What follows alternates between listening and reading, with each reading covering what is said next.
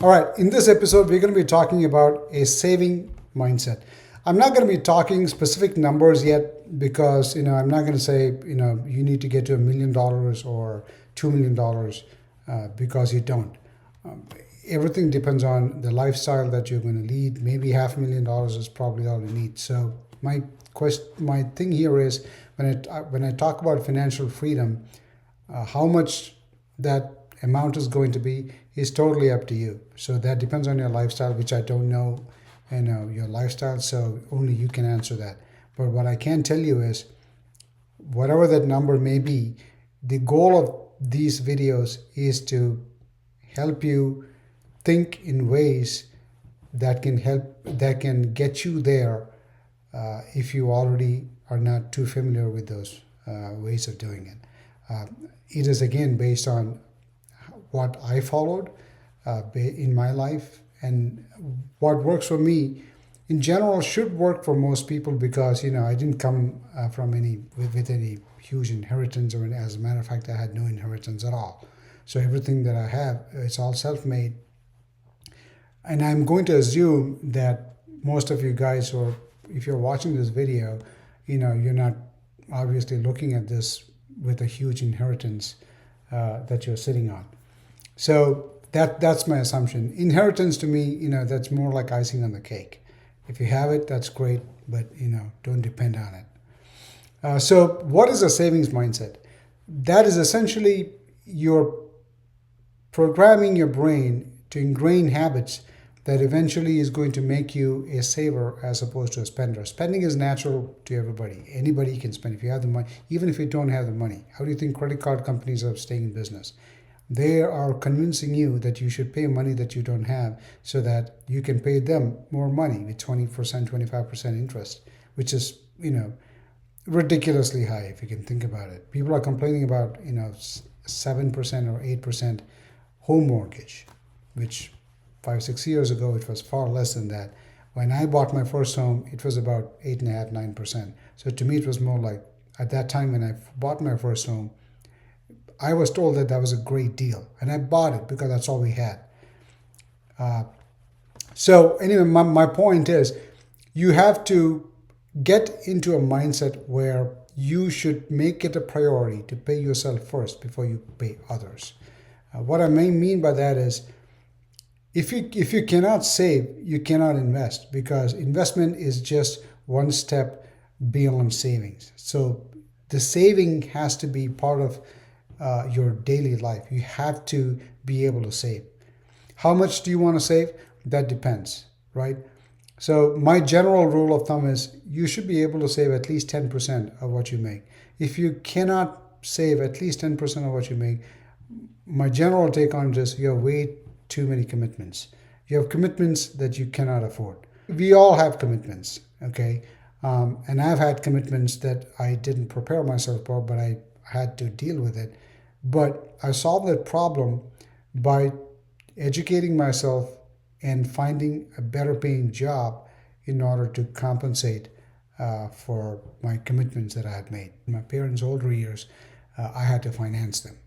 It wasn't a lot, but I still had to do it. It was a commitment, and it was a commitment that I was glad to make, but it was nevertheless a commitment. Same thing can happen when you have kids. It's a commitment. It's a commitment that you have committed to, because you brought them into this world, and now you owe them the best that you can afford to give them, so that they can go on and live a healthy life and have a nice, healthy future. With the income that you have, if you say that you can't even save 10%, the issue with that is you won't be able to get to financial freedom.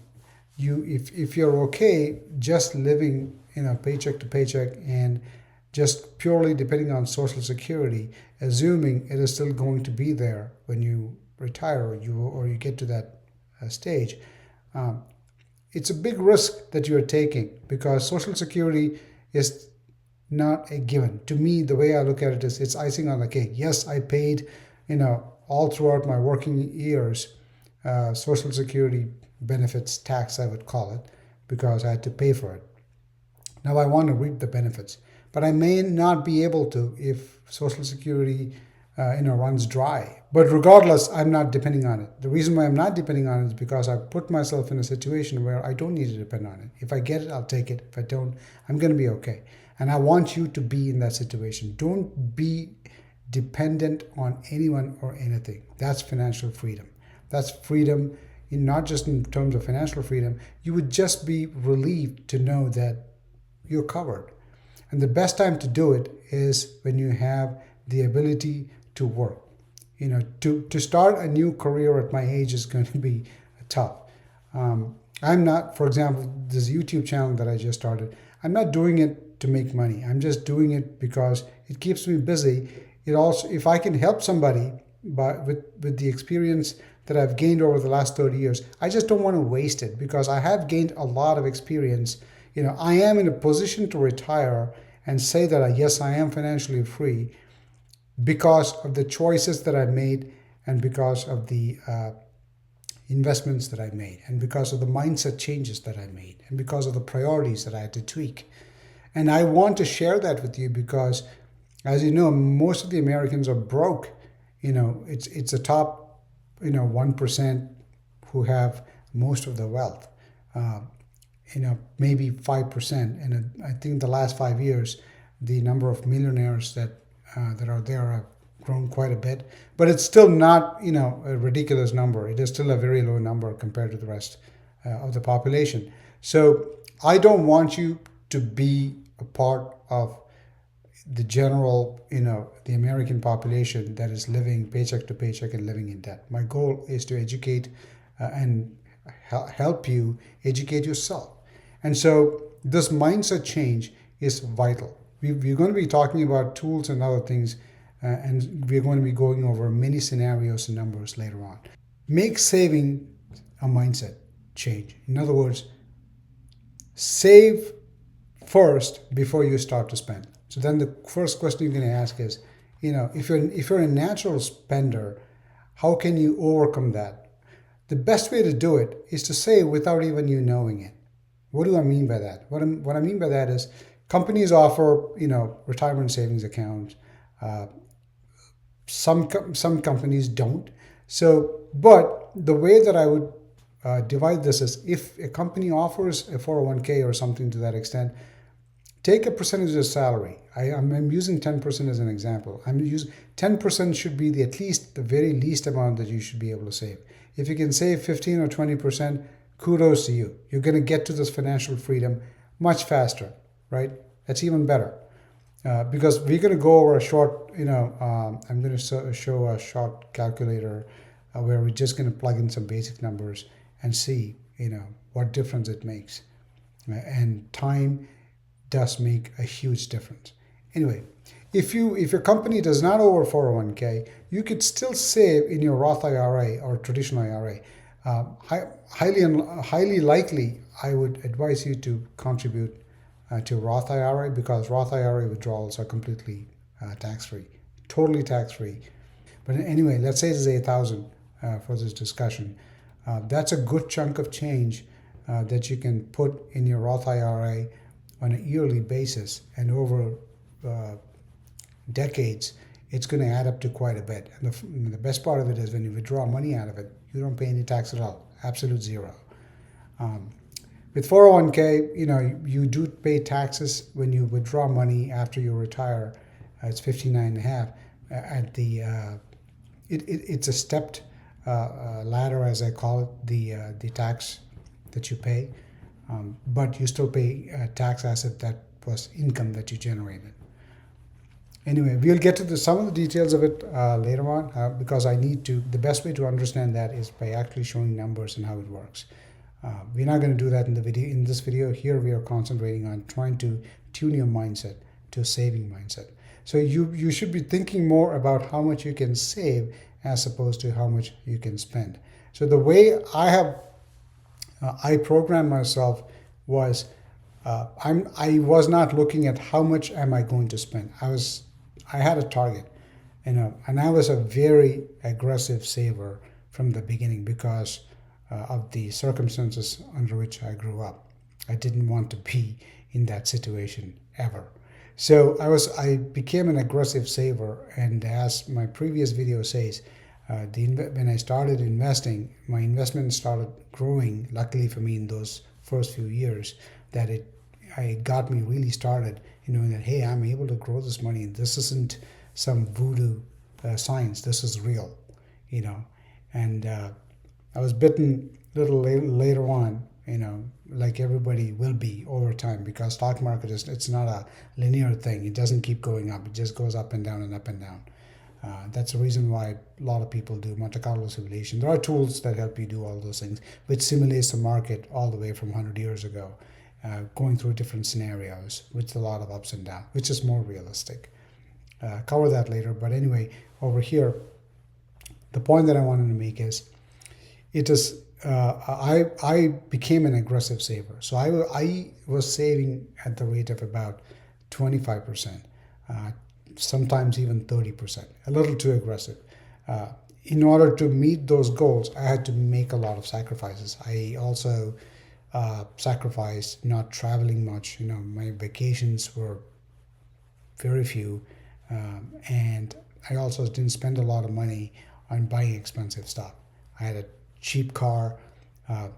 Talking about cars, that is one thing that I saved a heck of a lot of money on, because I always ended up buying secondhand cars, because depreciation to me was real. Depreciation is real, not just for me. So the best you can do, if you can afford to buy a secondhand car that is in good working condition, this is when you start up. Obviously, I can buy a new car now. That's because I put myself in a position to be able to afford it. Not that I'm still driving a 14-year-old Ford Edge, but that's a different story. But that's just me. I am wired to save, not to spend. I'm trying to break out of that habit. See, that's how much you get into this habit when you ingrain yourself with the saving mentality. It becomes hard for you to spend. I need to train myself to spend. You may laugh at the situation, but sometimes, it is tough for me. I can look at that thing and say, I can afford to buy it, but I simply am not able to write that check or use my card to buy it. If you get to that situation, you are made for life. I'm telling you. But I'm not recommending that you be that aggressive in saving. In hindsight, my advice to you is, I could have spent more money than I did. And I probably should have, because I missed out on some of life's experiences. But I'm making up for it now because I can afford it. But that doesn't mean that I could not have done that before. So take it with a grain of salt with my 25 or 30% savings. I probably would. You don't need to be that aggressive to be financially free. But 20% is a very good number. 25% is going to be more than enough. Unless you have extremely high spending habits. 10% is the very least I would advise. If you cannot save 10%, the thing is, money needs time to grow. If you don't give it time to grow, you're not going to get to certain points. So for example, let's say your income grows by 10%, right? I'm being very aggressive here, because 10% math is a lot easier. If you save $1,000, 10% is $100. It's not going to sound much. But let's say that you keep adding and it gets to 10,000, and now you talk about 10%, that's $1,000. It's a lot better than $100.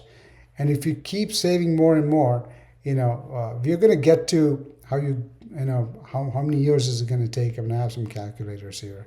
Very basic. $100,000. 10% is $10,000.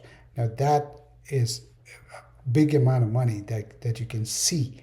$10,000 is not a small chunk of change. And then so on and so forth, right? If you have $1 million and you're going to be $100,000, 10%. But anyway, the point that I'm trying to make is, money needs time to grow. So the sooner you make that initial bucket fatter, the more time it is going to give that bucket opportunity to develop into a larger bucket. So if I did my math right, let's say your investments are growing at a 7% rate annual. Keep in mind these rates are compounded, so which means 10%, 7% is compounded, so you get 7% more, and then you get 7% on top of that then the year after, and then the 7% on top of that the year after on the principal that you had before. So it's compounding, and in 10 years you can double the amount. If you have a 10% investment rate, in every 7 years it's going to double. So it's going to double. So that is, it is real and it's true, and trust me, I can vouch for it along with many others. Those calculators are not lying when they compound things for you. There may be in markets, there may be times when you lose money, but we will go over some of the strategies of how to handle those things in future videos. But by and large, it is safe to assume that you can, if you're invested in stock markets, you can safely assume 7% return. I have received returns north of 14 to 15% in the last 15 years. If you look at, because I said I'm a heavy NASDAQ investor, because I'm a techie and I know how tech industries work, and that is my forte. Look at how NASDAQ has done in the last 15 years, and you will know how I got to this point. I don't advise anybody to go do what I did, but I'm talking about what worked for me. Now, it may be slightly different, but by and large, the fact that you need to invest in stock market is a reality if you need financial freedom. Bonds are not going to cut it. I don't invest in bonds at all. I'm not saying, because to me, the risk-reward profile for bonds are worse. To me, I would rather take the risk of investing in mutual funds than investing in bonds, because bonds have performed horrendously in the last few years. And if you look at the stock investment or the mutual fund investment, they've done phenomenally well. And they have done well. If you look at how the stock market has done over the last 100 years, they have been averaging, if you look at it, including the years where there was a significant drop in stock market, they've been averaging over 10%. And when we do the calculations, I don't do calculations based on the 10% return. I do my calculations based on 7%. And if I want to get a little over aggressive, sometimes I do 8, but 8 is not, I'm not comfortable putting an 8% return for my calculations. If I get it, I'll take it. And I have gotten a lot more than that, but I wasn't counting on that. I was counting on about 7% with 2% inflation. So if I take 3% inflation, I usually put 8%. So bottom line is, make it a habit to save. Save at least 10%. If you cannot save 10%, either you have way too many commitments or you have a lousy job. Find a different job, and if you don't have the skill set to find a higher paying job, invest in yourself. Like Warren Buffett says, the best investment you can make is on yourself. Learn new tricks of the trade so that you can get a higher paying job, because they are out there and I want you to go find them. Sometimes you may have to get out of your comfort zone and say that, hey, I'm not too comfortable doing that. I'm not trained in that. Sure, I wasn't trained in internet or IT either 30 years ago. As a matter of fact, internet was very rudimentary 30 years ago compared to what it is today. But I made a very good living doing in the IT world. You need to reinvent yourself every 5 years. If you don't, you'll be out of a job, because right now everything is about AI. 10 years back, it was about big data and cloud. The last five years prior to it was all about cloud. Now it's all about AI. You should be willing to be a little bit more flexible if you have to be ahead of the curve and be in hot demand. So the way that I planned my career was, I was willing to be flexible. I was not too fixated on this is what I'm going to do, this is all I can do. That's going to severely limit you, because world changes, investment changes, companies change. Companies make it big, companies go bankrupt. It all depends on their strategy and vision, right? What Intel was, for example, 10 years ago, Today, they're nobody. It's all about NVIDIA. Because NVIDIA was able to do stuff that Intel never thought of. It's about vision and leadership. They lacked both, and now they're paying the price. You would not have thought about Intel being in this situation 20 years ago. No way, right? So things change. So you need to be willing to change. You should be flexible. That should make that a part of your your philosophy. Because if you're flexible, that just means you have naturally developed the tendency to mold to the surroundings, so that you are always able to find high-paying jobs that's going to help you get to the financial freedom faster. So that's another advice. Again, these are not numbers. This is more of a mindset. I'm again talking from my experience. If you disagree, that is okay. But I am the reason why I was able to retire is because of some of these characters that I had trained myself. I was trained in mechanical engineering, but I haven't been doing any mechanical engineering stuff for over 25 years. I've been in IT doing cloud and big data, and now I was into AI. Now that I've retired, this is what I'm doing. Again, to me, this is challenging because creating videos, I've never been a content creator, but I'm becoming one now. So what does it all mean? It means you should be flexible. You should be able to change your mindset into becoming a saver. And then in the next video, I'm going to talk about some of the tools that you can start using to get better at knowing where do you want to be. I'm just going to be talking about a bunch of scenarios. I may not be able to cover all of them in one video, but if you will slowly cover various scenarios over the next course of the next few videos, and hopefully you can gain some insight into what you can do. These are all tools that I'm going to show you how you can use yourself. This is not rocket science. You can do it from home. If you have access to the internet, you will have access to all these tools that I've used. And believe me, these are all the tools. Everything that I'm going to show you here are all the tools that I have used in my past in order to get to where I am today. So if I'm doing well, and if I'm happy and comfortable living my lifestyle, for most of you, you should be okay. Anyway, thank you for sticking around so long. So like and subscribe, and please add your comments below and tell me your thoughts, where you are and where you need help with. And I'm here to help you right here on YouTube. I don't have any investment company or anything. I'm just going to be providing free help to whoever who needs it. So the sky's the limit, right? If I can, if it's beyond my expertise, I will say so. I'm not going to mislead you into saying things that may not be true. I will do my best to do my research, but there are certain things that may be beyond my area of expertise, and I'm just going to say so, but I will also point you to which may be a better source to access. For example, if you're asking very deep tax-related questions, I'm not a tax attorney or a tax accountant. I know quite a bit, but I also don't know quite a bit. So you just need to understand, but I will be truthful and forthright. And again, I don't have any vested interest in making money out of this, except to educate you and give back something to people who need it. And it's not going to cost you anything, right? Just access to the internet and YouTube. So thank you so much, and I will see you in the next video. Bye-bye.